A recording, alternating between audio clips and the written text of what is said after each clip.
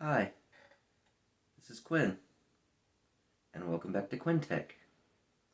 Well, in this video, I am covering my neighbor's NES, and this is kind of more of a show and tell. I don't do any gameplay on this one, but what I cover in this one is I kind of explain how I do this composite capture while still passing through the CRT television so I can play these light gun games.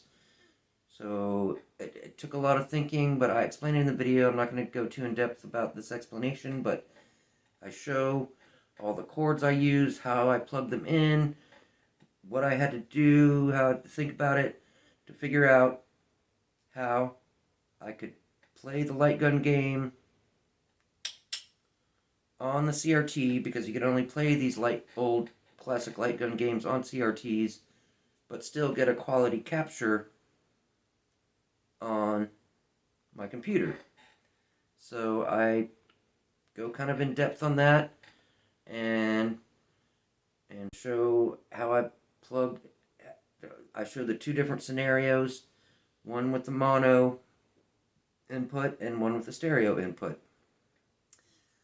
So I do that, and then I reveal a surprise. It's a Nintendo surprise. You'll see it in the video. And I also talk about that my downstairs neighbor who loaned me the NES has agreed to be a guest star on my channel to do some gameplay on a game.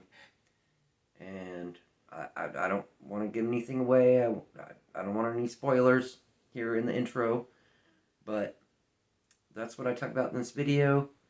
And so I show off how I hook up my composite output to the computer, and I show off a few other things, and then in the next video, I thought I might have time to get around to it, but I didn't.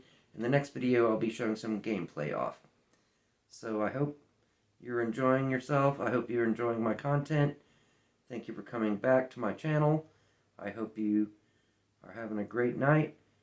And if you like my content, like, subscribe, click that bell icon, send a link to your friends. I know my content isn't for everyone. I know retro gaming is sort of a niche audience, but Nintendo usually gets a bigger following than any of the other stuff I do.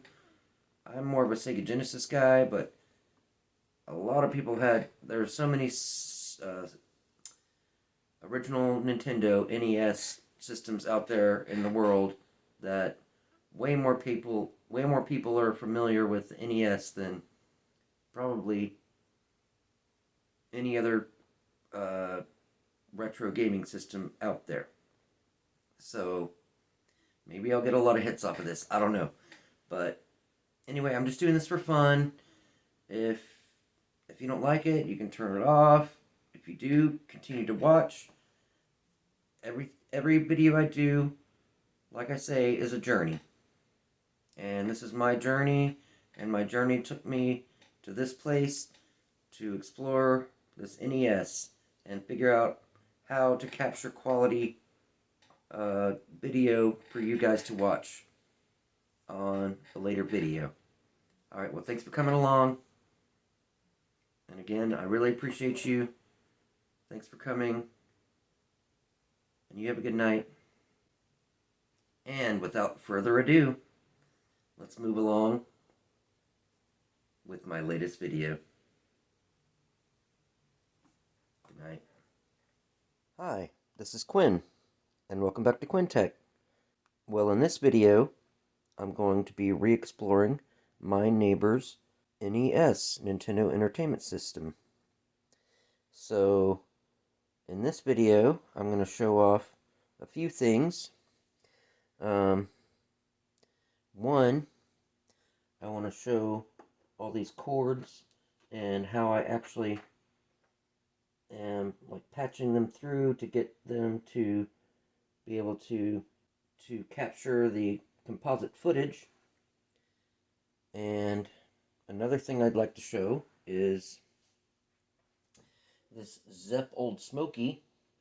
My friends from Albuquerque may remember that. I'm pretty sure that is an old vintage can that I saved from the old movie theater that I used to work at, the Park Square Cinema, that I met my friend John at, who I met all my other friends through, that I'm still friends with in Albuquerque. I have another friend, Adam, who I met through a BBS, so that was a separate link up, but most of my gaming friends from Albuquerque I met through the Park Square Cinema, because my friend John used to work there. So that can of Zepp Old Smoky might be slightly nostalgic to him, because we used to use this to shine up the counters when we were closing, and during the shift between movie times. We'd clean all the popcorn grease and whatever handprints and whatever was on the counter. That's what we used to use. And it's a pretty good product. And I just used it a minute ago to clean the top of this off, because it's been a while since I've recorded with this. I cleaned everything here with it, actually, including that TV screen.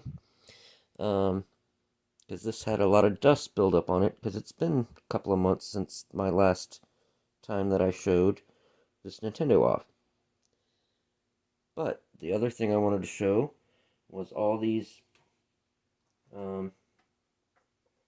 composite connections and how I am hooking up to my computer. So, like I say, it took a minute for me to figure it all out. I had to think about it. I had to really think. I had to really think. But then after I thought about it, I was like, oh, okay. This is how I can make it work. So, this is what I did. So the heart of the system is obviously this cheap Chinese composite capture card. So it's just like a USB stick. You can plug this into any it's USB 2.0, so it's not the fastest, but it's composite, so it only needs to be 60 frames per second. It doesn't have to be, and well, actually, I think this only goes up to 30 frames per second, which is fast enough for composite. So this is kind of a cool device. It's not fancy, but basically it has 4 inputs. You've got your left, which is white, your right, which is red. Red starts with an R, right channel starts with an R. That's how you know the difference. And then yellow is your composite in, which uses these RCA jacks. And then it also has the S-video input, which is a much higher quality video output that old analog systems used to put out before everything went digital. I don't think I have any items that actually output S-video, but if I did, I could capture it using this input. And then this actually came with this little extension cable, which is very handy. I don't have to plug it right into the unit. I can just plug this extension cable, which is female on that end, male on this end, and I'll explain that here in a second. And then the other end is your standard male jack. So that is the heart of the system. That's how the actual capturing occurs, or that's the device that allows the capturing to occur. The actual computer and the software, which is called OBS, is what actually does the capturing, but this is what allows for the capturing. This is the hardware device that connects the computer up to these old analog systems through these plugs and into the USB. Okay? So, these are they're called Y cables. They're called double female, male to female to female. They're both the same type of cord. One is gray, one is got the red and black. Okay, but they're both basically the same cord. So these are the female cords. So think about anatomy. Females, you plug into them. So you have double female, and males, they're what sticks into. So this is the male end. So same thing with this cord, double female, single male. So what the male plugs in to the female, just like that. So that's how they connect. Okay, so in my previous video, I was using this. This is my Sega Genesis cable. So this TV, as you can see, is mono. I used red for video and white for audio. I don't know why I chose that. Maybe I should have done it. That's just what I chose. It doesn't matter what color, as long as you know what's hooked up to what. So this is a pass-through female to male, or excuse me, male to female. So it has a pass-through here, but then it has this cord. It has an entire cord that comes out, and this correlates to this male end, and this correlates to this male end. So this is how most audio cables are. It's male to male. So what you plug into is usually female. This type of plug. And then the cords that they call them patch cables, or there's other different terms for them. But anyway, your connection cables usually have this same connector on both sides of the cord. Okay? So I had to think about it and figure out, how am I going to make this work? So what did I do? This is what I did with the Saturn.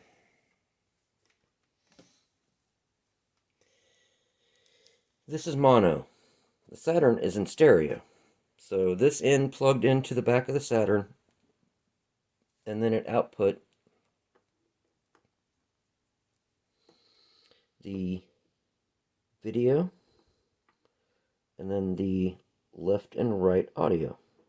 So what I did was I took this and I plugged my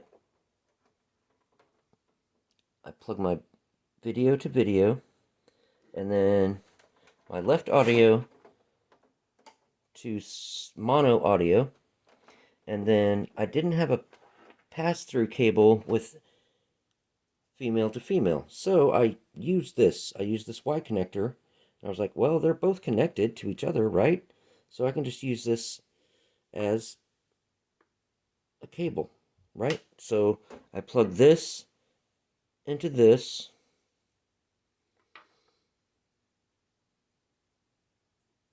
and then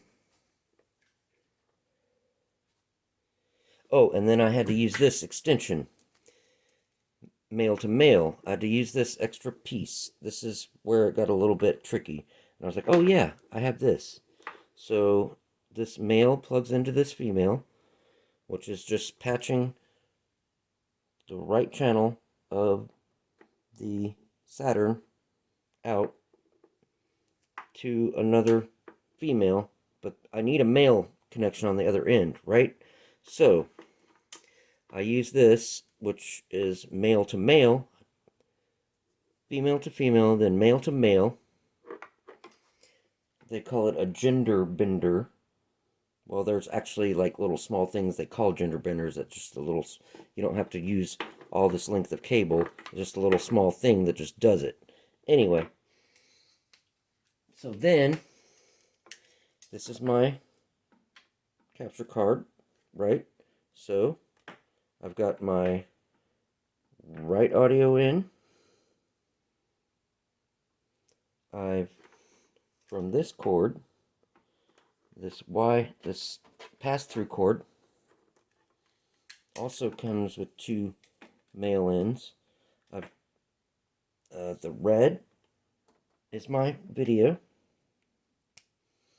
and then the white to the white. I think that's why I did it, so the white could touch the white.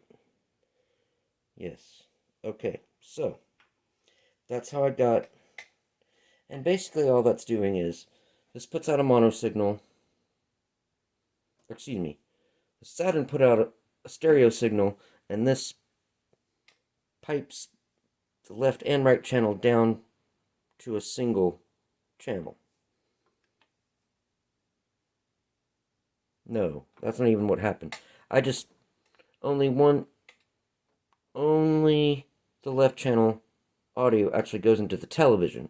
But that's not where the audio is captured. The audio is captured over there on the computer. So this passes all those signals through, right? So you got your video, red. You got your left audio, white, and then you got your right audio.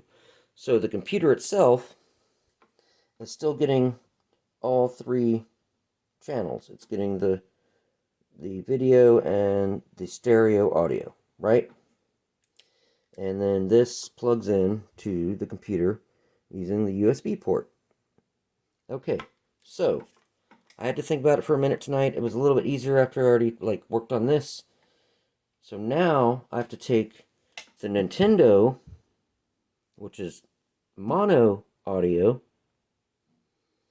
and that's simple, mono to the TV, which is two channels, one video, one audio channel. But what I have to do with this, okay, I sort of have to reverse this. I gotta sort of reverse it, okay? So let me show you. And if you don't follow along, that's okay. If you do, pay attention. This is what I'm doing. I had to get a little inventive and creative with this. But to those who are familiar with this old technology, it shouldn't be too complicated. So this is how I figured I'm going to do it. So, I already have this mono in to the television, right, with a pass-through. So, what I'm going to do, this I'm going to plug in to the Nintendo. So I'm just going to plug it in normal. Red is video, white is audio. So video to video, video to video, audio to audio. So now I'm, instead of this end going to the capture card, now it's reversed. So now this end is going to the console, okay? So that's what's happening there. So now it's quite simple. All I have to do is take a Y cable, either one, doesn't matter. Heck, let's use the old one. Now, this is video, so the audio. You got mono in, but this is a pass-through. So this is the same signal of the audio, right? So now that splits it into, let's say left and right, but it's mono, so it's the same signal, just split into two channels, okay? So now we got our three connections, again. So then now all I have to do is take a standard stereo composite patch cable and run this to the capture card. Okay, so I have my video out, right? And then I have my two audio outs. And it doesn't even really, the colors don't even matter, but just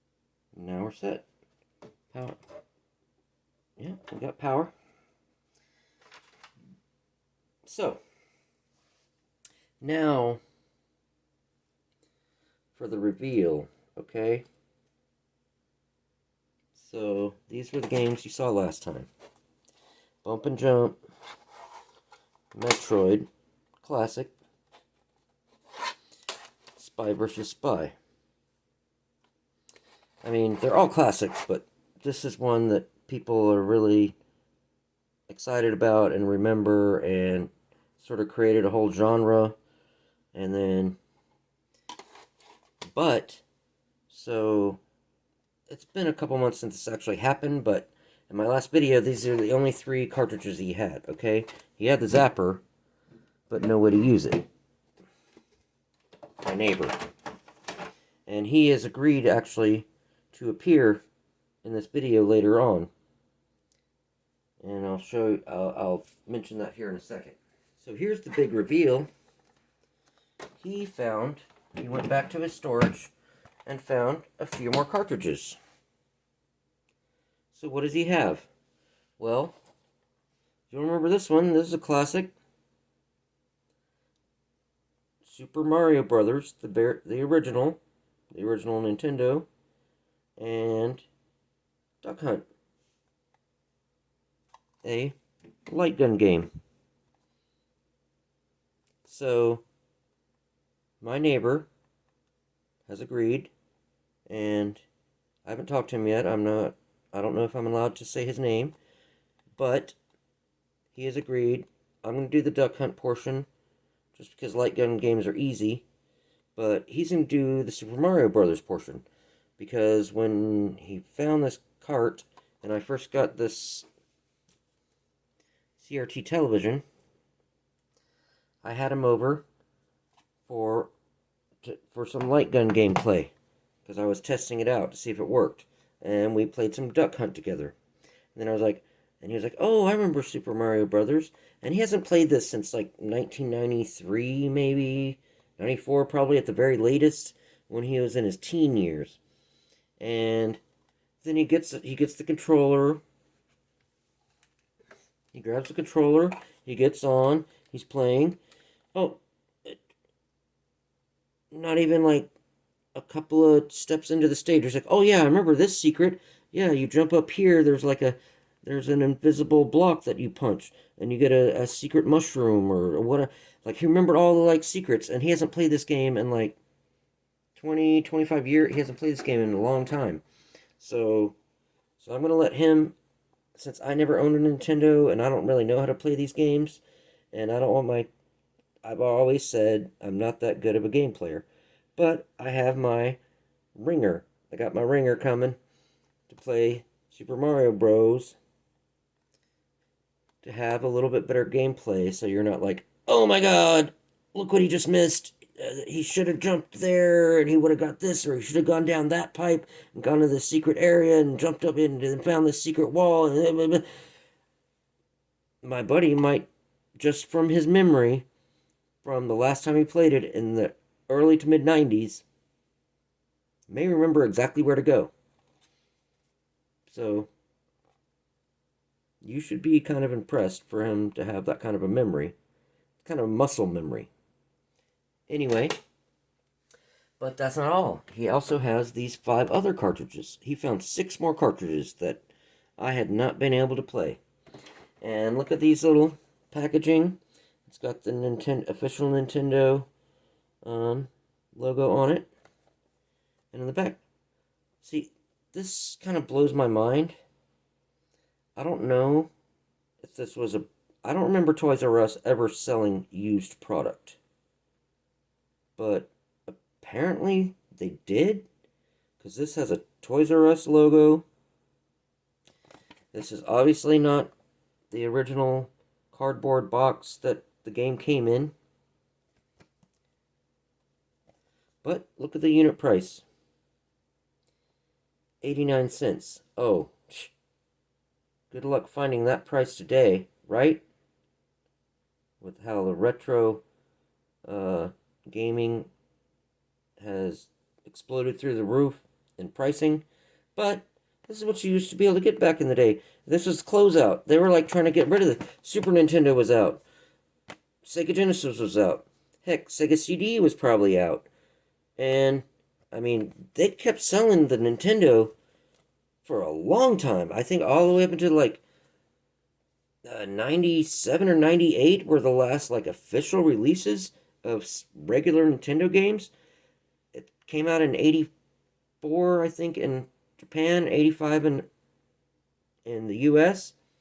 So that's like 14-year lifespan for an 8-bit console. You gotta give them props. So these just open up, and you got Popeye, which I did show off in an earlier video on my Atari 8-bit. And I used to love this game down at the Sub Game Room on UNM campus in Albuquerque, New Mexico. I used to play this in the arcade. And I was a huge Popeye fan. I used to love the cartoons back in the day. And this game was the bee's knees. And it was awesome. I haven't really played this NES version. I think I popped it in just to make sure. I did clean all the... I cleaned all these like I showed in the video. When I cleaned these first three, I did the same. I used the same care. I put vinegar along the top and bottom. Let them sit like this while I did it to the other 6. And then when I got back around, then I took alcohol, and of course with a Q-tip, both times, and then cleaned off all that vinegar, and then they all just work hunky-dory. So I got Popeye. Well, he has Popeye. This is my neighbor's, but this is what I'm showing you. I got Super Mario 2.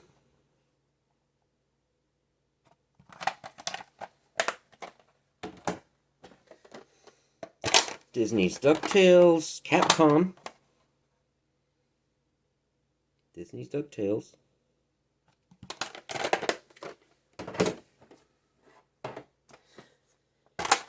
Batman the video game, Sunsoft. Everyone talks about this. This is a very popular title back in the day. If you had a Nintendo, whenever this game came out, which was, does have a date on it?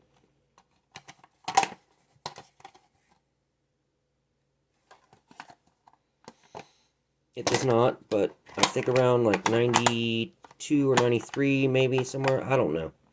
Maybe 91. Oh no, the movie came out in 1989. So maybe 89 or 90, I'm thinking. And then, just like Metroid, holy moly, he has the original Castlevania by Konami. So,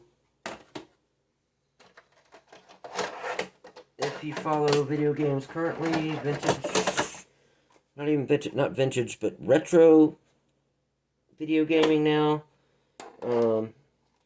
there's the game Metroid by, who was this by?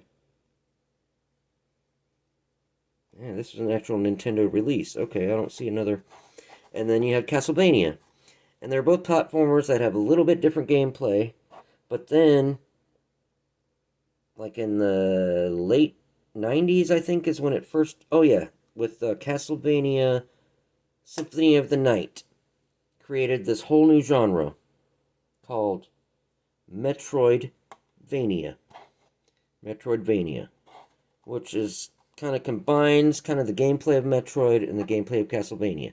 So it created this whole new genre, and there's all these new games that use that formula from a plethora of systems, anywhere from the Sega Saturn to the